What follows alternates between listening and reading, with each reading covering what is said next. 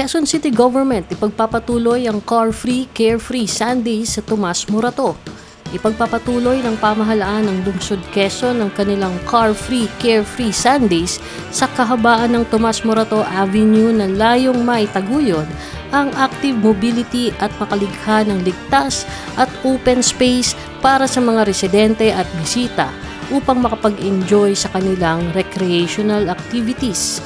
Batay sa Ordinance Number SP 3345 Series of 2024 na iniakda ni Quezon City Councilor Irene Belmonte, ang bahagi ng Tomas Morato Avenue ay isasara sa trapiko upang bigyang daan ang mga pedestrians, joggers at siklista.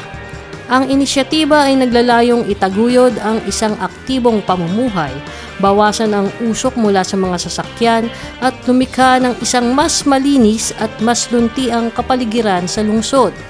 Ang isasarang kalsada ay ang Tomas Morato Avenue hanggang Don Alejandro Roses Avenue. Pinapayuhan ng mga motorista na tignan ang opisyal na Facebook page ng pamahalaan ng Lungsod Quezon para sa mga impormasyon sa traffic rerouting at bagong traffic schemes.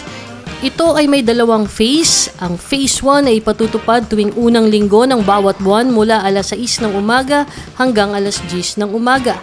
Pagkalipas ng isang taon, ipatutupad naman ang phase 2 kung saan ang naturang scheme ay ipaiiral tuwing linggo ng bawat buwan. Binigyan diin ni Quezon City Mayor Joy Belmonte na ang programang ito ay patunay na pinahahalagahan ng pamahalaang lungsod ang kalusugan at buhay ng mga residente.